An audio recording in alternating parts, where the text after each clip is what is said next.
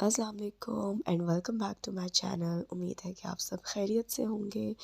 आज मैं बहुत दिनों बाद अपना व्लॉग डाल रही हूँ और उसकी वजह ये है कि हम बहुत ज़्यादा बीमार हो गए थे।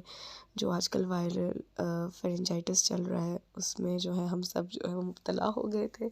सबसे पहले जो है मेरी बेटी बीमार हुई और एज़ यूजुअल सबसे पहले वही जो है वो स्कूल से बीमार होकर आती है और उसके बाद जो है वो हम सब की शामत आ जाती है। तो बस फिर उसके बाद मैं, फिर मेरे हस्बैंड, मेरी मदर इन लॉ और मेरे ब्रदर इन लॉ और मतलब हम सारी फैमिली जो है वो इसके शिकार हो गए थे।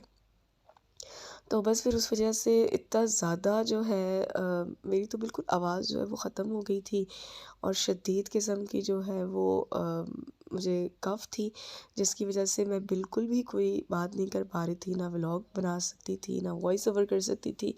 तो ये कुछ क्लिप्स थे बीमार होने से पहले के जो मैंने रिकॉर्ड किए हुए थे। सो आज मैं थोड़ा बेटर फ़ील कर रही थी, सो आई थॉट कि मैं चलें आज जो है व्लॉग बना लेती हूँ अपना। तो ये मेरे हस्बैंड की बर्थडे से 1 दिन पहले का व्लॉग है और ये मैं लंच रेडी कर रही थी और लंच में मैं बना रही थी साबुत मसर और ये जो है ना बड़ी फ़ेवरेट होती है। हमारे घर में तो बहुत फ़ेवरेट है, मेरी मदर वाली साइड पे भी बहुत फ़ेवरेट है, स्पेशली बॉइल्ड राइस जो होते हैं, स्टीम राइस उनके साथ। तो ये हमें बहुत पसंद होती है उसके साथ, और साथ सैलेड होता है और चटनी एंड ऑल दैट। तो ख़ैर ये है कि जैसे मैं आपको अपना बता रही थी कि ये वायरल जो है ये आजकल बहुत ज़्यादा हो रहा है। मैंने जिसको भी देखा, जिसकी भी फैमिली में सुना, उन सबको जो है ये हो रहा है। तो बहुत ज़्यादा जो है ना मुझे ऐसा फ़ील होता है कि कोविड के बाद बहुत ज़्यादा जो है वो वायरस स्प्रेड हो गए हैं और हमारी इम्यूनिटीज़ इतनी ख़राब हो गई हैं कि हम बहुत जल्दी उस वायरस को कैच कर लेते हैं और हम बहुत जल्दी बीमार हो जाते हैं। लाइक एंटीबायोटिक के बगैर तो ठीक होते ही नहीं हैं। और सेम ऐसा ही था कि मुझे भी एंटीबायोटिक लेना था, मेरे हस्बैंड ने भी लिए हैं, मेरी बेटी ने भी लिए हैं और मेरे हस्बैंड के एंटीबायोटिक अभी तक चल रहे हैं हमारे कोर्सेज़।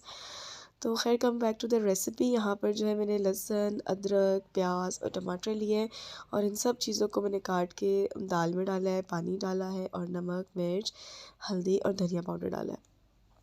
और यहाँ पर जो है ये बारबेक्यू के लिए जो है मेरी मदर इन लॉ इसको मसाला लगा रही थी, चिकन को मैरिनेट कर रही थी। तो ये 2.5 kg जो है वो ऑलरेडी, हाँ 2.5 kg जो है ये चिकन है और इसके अंदर उन्होंने एक फुल पैकेट जो है वो टिक्का मसाला जो है वो लगाया है।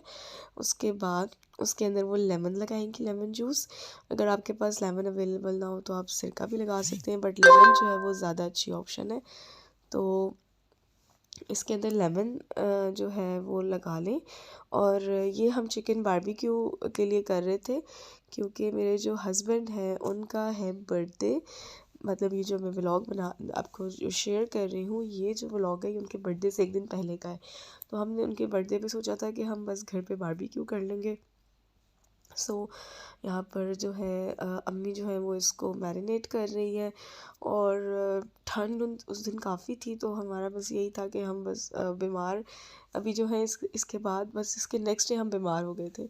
बेटी ऑलरेडी थोड़ी बहुत बीमार हुई भी थी, तो बस फिर हमारा यही था कि हम कहीं भी नहीं जाएंगे, घर पे ही बारबेक्यू वगैरह कर लेते हैं। तो उसके लिए मैंने कहा कि मैं आप लोगों से रेसिपी शेयर कर लेती हूँ। तो रेसिपी यही है कि आपने चिकन लिया है 2.5 kg और उसके अंदर आपने टिक्का मसाला जो है, चिकन टिक्का मसाला किसी भी ब्रांड का जो आपको पसंद है आप वो ले लें। हमने शान का लिया था और उसके बाद हमने इसके अंदर लेमन लगाए हैं, 4 से 5 लेमन जूस, जो 4 से 5 लेमन का आपने इसके अंदर जूस ऐड करना है। और उसके बाद आपने इसके अंदर बाकी की जो चीज़ें हैं उसमें था ऑयल और साथ में जो है लहसुन और अदरक, नहीं सॉरी अदरक नहीं, सिर्फ लहसुन। और लहसुन जो है वो हमने लहसुन पाउडर यूज़ किया था, गार्लिक पाउडर। वो बहुत कन्वीनियंटली जो है ना वो सारा स्प्रेड हो जाता है इजीली, इसकी बजाय कि आप पेस्ट बनाएं और फिर वो लगाएं, तो वो ज़्यादा अच्छा रहता है। तो बस ये देखिए जी, अब इसमें अम्मी जो है ऑयल लगा देंगी और उसके बाद गार्लिक पाउडर लगा के इसको अच्छा सा मिक्स करके मैरिनेट करने के लिए हम इसे रख देंगे। और सॉरी योगर्ट भी इसमें ऐड होगा, मैं बताना भूल गई थी।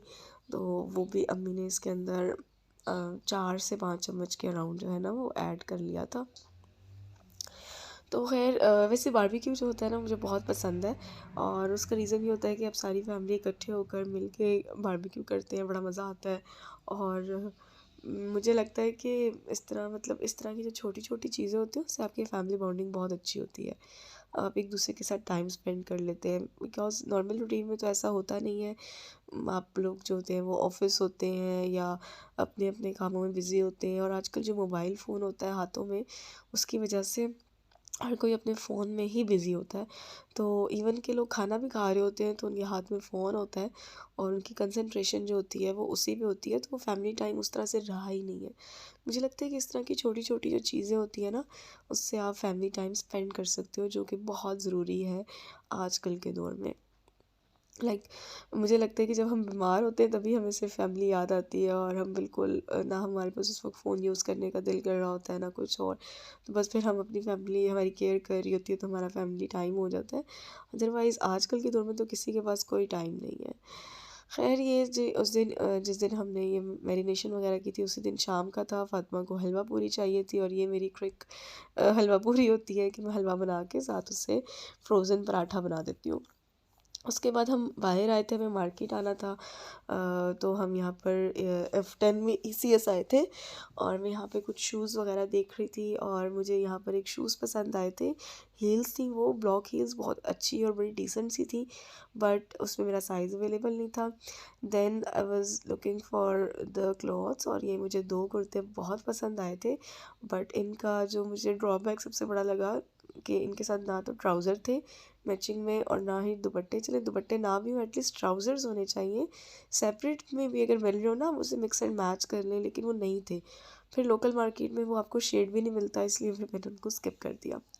उसके बाद यहाँ पे हम हस्बैंड मुझे लेकर आए हॉट एंड चिली पे और यहाँ का उन्होंने मुझे रोल पराठा था उनका स्पेशल, वो खिलाया जो बहुत यम्मी और बहुत टेस्टी था। उसके बाद ये नेक्स्ट डे है और नेक्स्ट डे जो है हमने रात को जब सब ऑफिस से आ गए थे बिकॉज़ वर्किंग डे था, तो फिर हमने बारबेक्यू किया और बहुत मज़े का जो है वो मौसम था तो बारबेक्यू का भी बहुत मज़ा आया, बड़ा मज़े का बारबेक्यू बना। और हमने बस उसके साथ कोई रोटी या कुछ भी ऐसे नहीं लिया था, सिंपल हमने बारबेक्यू और साथ सैलेड बना लिया था। इस बार जो है हस्बैंड ने कहा था कि वो अंगीठी पे नहीं बारबेक्यू करना, इस तरह से कोयले जो हैं वो एक तसले में करके और फिर बारबेक्यू करेंगे ग्रिल में। और फिर एंड में हमने क्या किया जी कि मैंने और अम्मी ने इसके ऊपर रख दी चाय और जो कोयलों पे चाय बनती है उसका टेस्ट बहुत मज़े का होता है। टाइम लगता था क्योंकि कोयले ठंडे हो रहे होते हैं, बट बहुत मज़े की चाय बनती है और हमने बहुत इन्जॉय किया था इस चाय को। और फिर ये नेक्स्ट डे का एक क्लिप था, इस दिन मेरी तबीयत ख़राब हो चुकी थी और मेरी फ्रेंड है बेस्ट फ्रेंड उसकी शादी थी और वो शादी जो है वो लाहौर में जाकर होनी थी, तो बस फिर मैंने उसकी ढोलकी अटेंड की थी यहाँ पर। और फातिमा बहुत खुश हो रही थी, आप देख सकते हैं उस ढोलकी वगैरह देख के वो कितनी एक्साइटेड थी।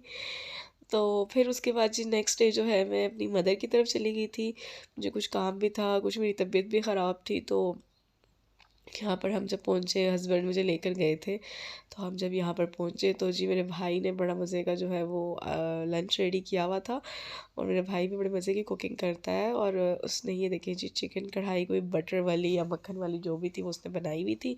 उस पे मैं उसके बाद मेरा गला बहुत ज़्यादा ख़राब हो गया था, मैंने कुछ भी रिकॉर्ड नहीं किया, बस ये मैं अपने पापा के साथ आई थी सदर में, ये एक बहुत फेमस शॉप है चिकन यखनी की, वो यखनी पीने बहुत अच्छी यखनी थी और काफ़ी आपके गले को सुकून मिलता है।